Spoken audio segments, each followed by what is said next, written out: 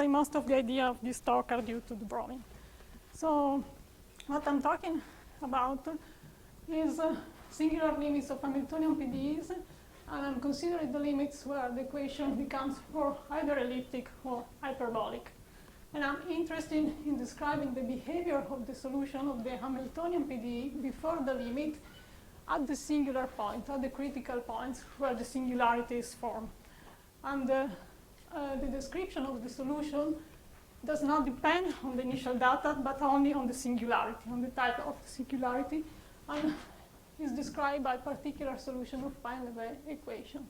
So what we obtain is a kind of universality result, which, as to say, describes the behavior of the solution of this PDE at the critical points, and depends only on the type of singularity and not on the initial data. And this kind of universality result copies the universality results that are obtained in random matrix theory. So far, I mean, the level of our investigation is only at the level mostly of conjecture and numerical evidence. So as a prototype for studying these problems, we consider the KdV equation and the focusing nonlinear Schrödinger equation. So the first one has a singular limit, which is an hyperbolic equation, while the second one has a singular limit, which gives an elliptic equation. So I'm starting with the simplest hyperbolic PDE, which is in one spatial dimension in time, and u is a real variable. And everybody knows that the solution of this Cauchy problem, which can be solved by the method of characteristics, developed singularity in finite time. So the solution, the generic solution, reaches points where the ux derivative goes to infinity. And after that, the solution becomes, I mean, still exists in a formal sense or in a weak sense, and the solution becomes multivalued. So if we want to perturb, if we want to study the type of singularity that the solution develops, I mean, I think everybody knows that the solution at the critical points is just given by the cubic root of this equation. So if we solve u as a function of x and t, we have the cubic root. And in the terminology of singularity theory, this singularity is called A2 singularity. And the proof of this is obtained very easily. It's enough to expand the solution obtained through the method of the characteristic in Taylor series at the critical point, and you obtain this equation here, and if we do some suitable rescaling, we can disregard the terms of order O to the u to the 4, and we get this cubic behavior at the singular point. So this is very elementary. So now we are interested in perturbing the solution of the Hopf equation and study the solution at the singularity, the general behavior of solution at the singularity.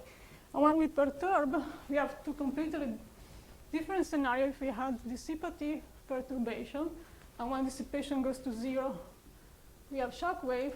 And if we have Hamiltonian perturbation, and if we let the perturbation go to 0, we have oscillation. So to make perturbation, so we are interested in Hamiltonian perturbation. And to make perturbation, first of all, we recast the Hopf equation as an Hamiltonian system.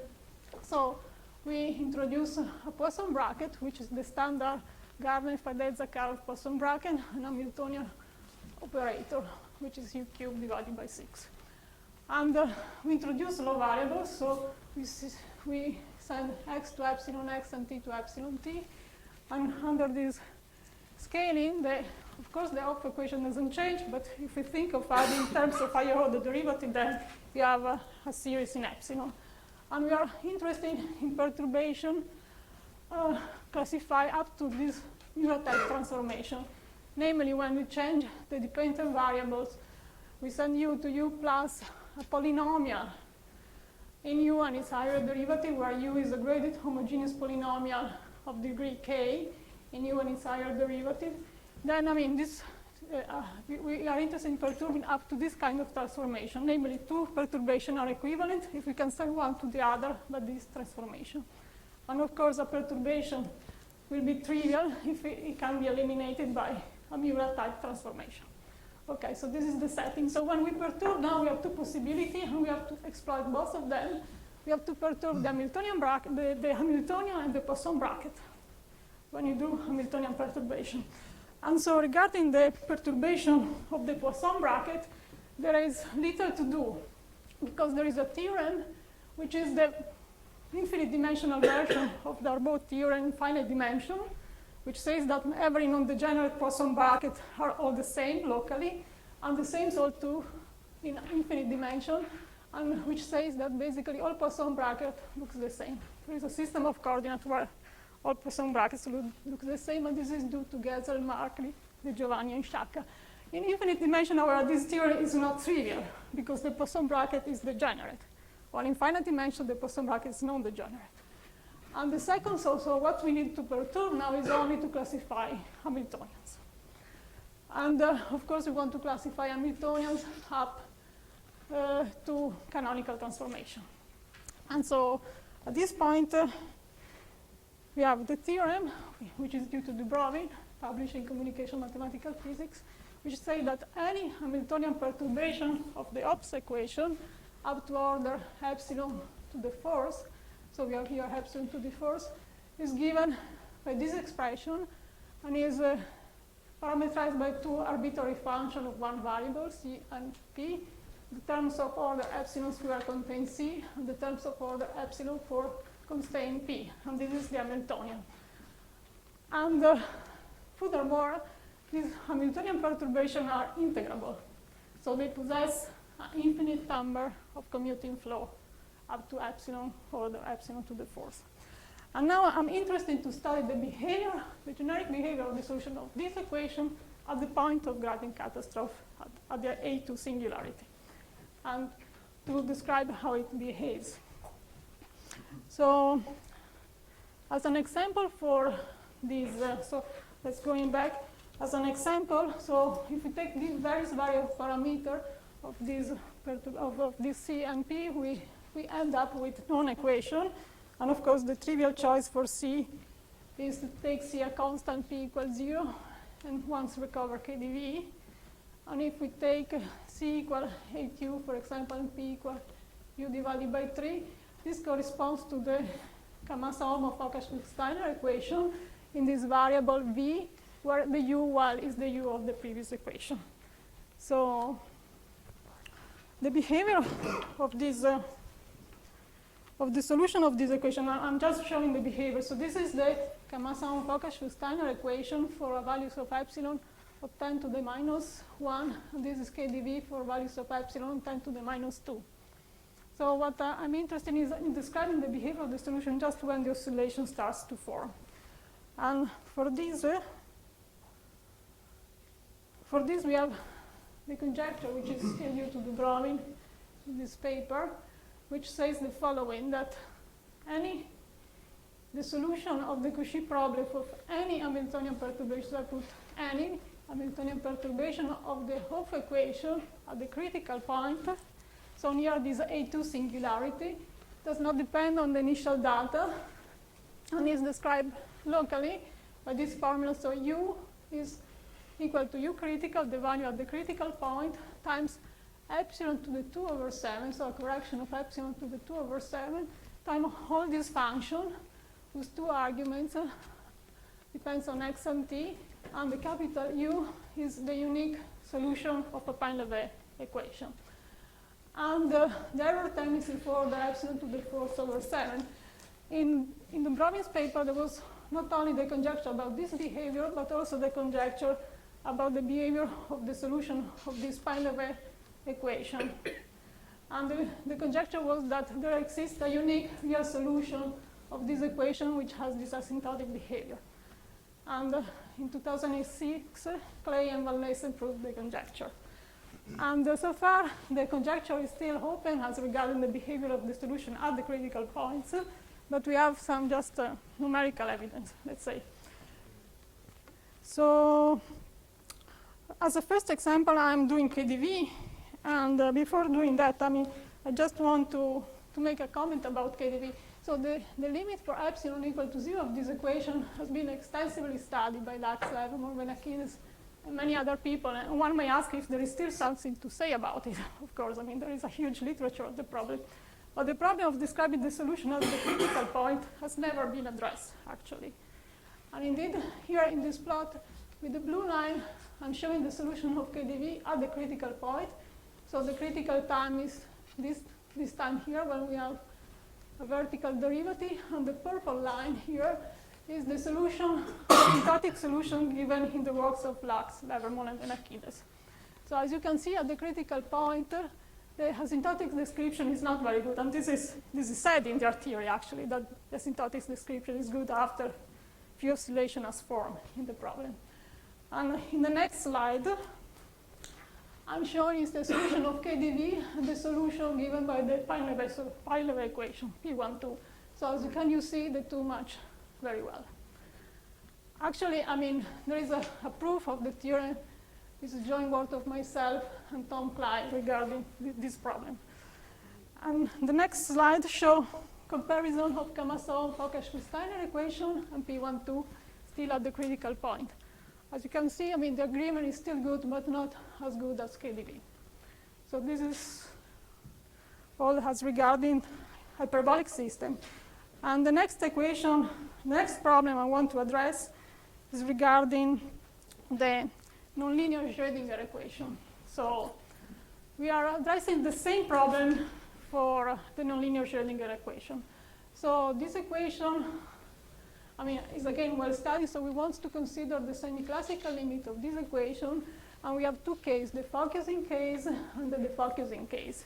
So if we change to slow variable, so if we introduce this, so this is psi now is a complex variable, x and t is one-dimensional, so it's are real. So if we change it to slow variable u and v, we can write these two equations in two real equations.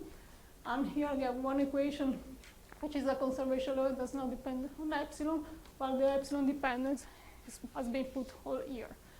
And we are interested in the limit as epsilon goes to 0. So the focusing and the defocusing solution are completely different. So here we are just showing for this kind of initial data the behavior. So this is the defocus. Here we have the formation of a very steep gradient. While the focusing case, so let's see, for still the same initial data. So here there's a formation of a very high peak, and then we have oscillation developing. So what we are interested in here is the description of the solution when the high peak is formed. Local description of the solution when the high peak is formed. Oh yes, so this is another picture which shows, so can you see anything? Not much. Yes. So this is for this kind of initial data, which is the one which are studied by Stefanos Benakides. For, so yeah, we represent the module of psi for on this axis we are t, and here we have x, and here is the first peak and all these peaks that are developing in time. So it's not very clear. So let's consider the semiclassical limit. So as epsilon goes to 0, the two equations we have written become a hydrodynamic equation. And when rho is equal to -1, the eigenvalue of this equation are complex, while when rho is equal to 1, they are real. And the limit of NLS has been studied already by many others. So the semiclassical limit of the focus in NLS is very similar to KdV, and has been studied by Jean, Levermore, and McLaughlin. Why the focusing case is much, much more difficult, and has been studied so far only for special class of initial data. There is a paper of Canvisi, McLaughlin, and Miller who consider the case where V is equal to 0 and U is an analytic bump, positive bump. And then there is the case where U and V are different from 0 and are given by these two explicit initial data. And it's studied by Tobis, Benakides, and Zhu. And actually, there is another paper, recent paper, 2006, where they study large time asymptotics of the solution as well. So now I'm interested to study the behavior of solution of this equation at the critical point, and then to see how the solution can be described of the focus in NLS at that critical point. So, and this work is a joint work with Dubrovin and Klein. So we consider this, again, this equation, which is elliptic when rho is -1 and hyperbolic when rho is equal to 1, and we want to integrate it through the method of characteristic. So this can be done in a standard way, And the integration is obtained by this function, where f satisfies this linear equation. And when rho is -1, the equation is hyperbolic. When rho is equal to 1, the equation is elliptic. And the solution, of course, exists, provided, the solution of this equation exists provided the applicability of the implicit function theorem. So we have to check when the derivative of this f of u and f of u are not equal to 0. And indeed, I'm interested first of all, I want to show you the behavioral solution of the focusing of the elliptic case for this special kind of initial data. So this is the point of singularity. So of this previous equation. So this is, we can see, is the singularity. Here we have derivative become singular. And regarding, so this is regarding the V for the same initial data. So this is the solution of, again, solution of the focusing NLS and the elliptic system for the same initial data. And here we see a vertical gradient. So I'm interested in studying the singularity of this elliptic system at the type of singularity at the critical point. As we have seen, we have a kind of cusp and this vertical gradient. So from the geometric point of view, let's study the singularity. So the critical point of the elliptic system is determined by this system of equations. So the point has to belong to the solution, plus we have this condition to be satisfied. The second derivative of u has to be equal to 0. We require genericity by saying that the third derivative of f u u v is different from 0. So in this case, the point will be a generic critical point. And if we expand the solution of the elliptic system at the critical point, and for simplicity, we take the time t equal to critical just to have shorter formula. So the solution at the critical point is given by these two equations, where u tilde is u minus u critical, v tilde is v minus v critical, and these two constants are function of x, and r and psi, where r and phi are related to the third derivative of f at the critical point. And from the point of view of singularity theory, we want to understand which singularity is this. Well, we write these two equations in Lagrangian form.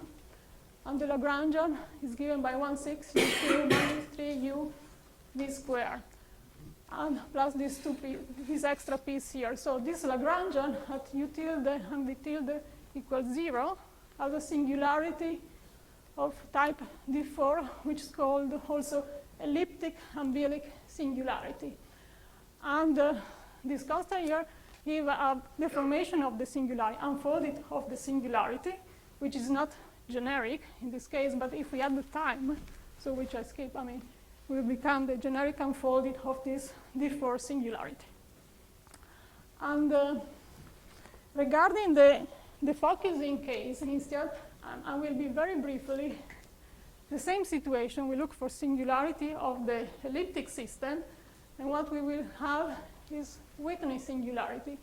Namely, at the critical point, if we rewrite the equation, it will have this form, where r plus and r minus as function of u minus u critical and v minus v critical. And this is a Whitney singularity of cusp type. And the solution of the focusing NLS at the critical point will still be described by a particular solution of the Painlevé 1-2 as for the KdV case. So the same situation, because we have r cubed here. So basically it's the same situation. While for focusing NLS, the situation is quite different. We have this conjecture. I'm not explaining how we arrive at the conjecture, but only the result. And it's the following. At the critical point, so the solution of focusing NLS behaves in the following way. So we write it in complex form. U of xt and epsilon always, and v are solution of the focusing equation, the full equation with epsilon different from 0, is equal the value at the critical point plus a correction for the epsilon to the 2/5 times some extra term, and this omega, where this omega is a Triton-K solution of pi level 1. And psi depends on x and t according to this formula. So we have a linear dependent on x tilde and t tilde, but there is also a quadratic dependent on time. So this is non-trivial, absolutely is non-trivial. So the Triton-K solution of the pi level 1 equation is as this asymptotic behavior here, is specified by this asymptotic behavior here, and as this property, which is the following. So it is with that asymptotic behavior, the solution has no poles for large x only when the argument of psi is less than 4/pi. But since we need a smooth solution, so we need a smooth solution to describe the asymptotic, so the conjecture to be, let's say, is that the Triton-K solution has no pole for any psi such that the argument of psi is less than 4/pi. Not only for large psi, so the result of Boutreau and Joshi-Kittel say that the solution is analytic only for large psi, but for finite psi it may have poles. Well, we need a smooth solution everywhere, so the conjecture is that it can't have poles even in the finite part of the complex plane. And now we can only give numerical evidence of this so far, so because the proofs are still missing. So what I'm showing here, this is the Triton-K solution of pi level 1. And the first pole occurs on the negative axis for a value of equal to -2, and you can see here that we are approaching a pole. But while everywhere the solution looks pole-free.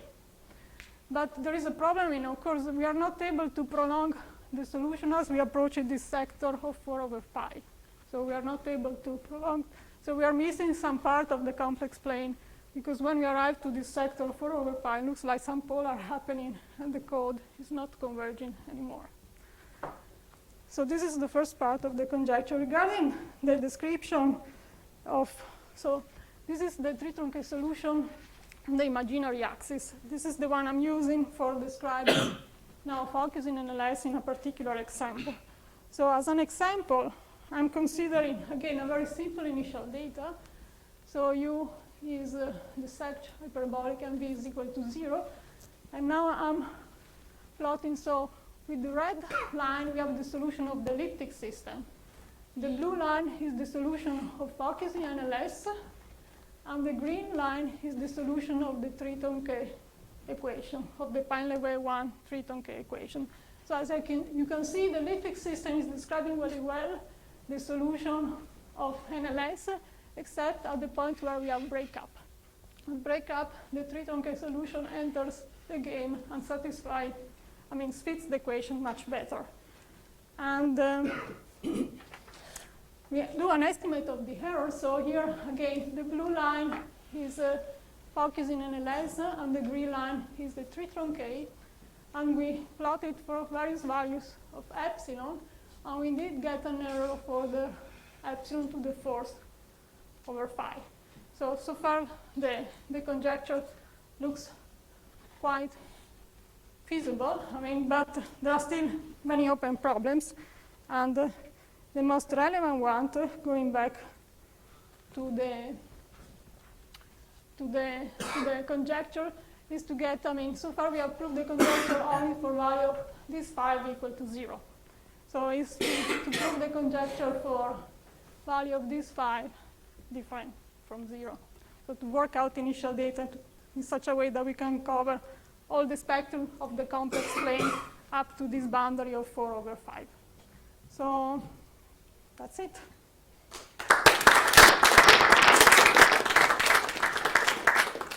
We thank Tamara Grava for this interesting lecture. Any questions, comments?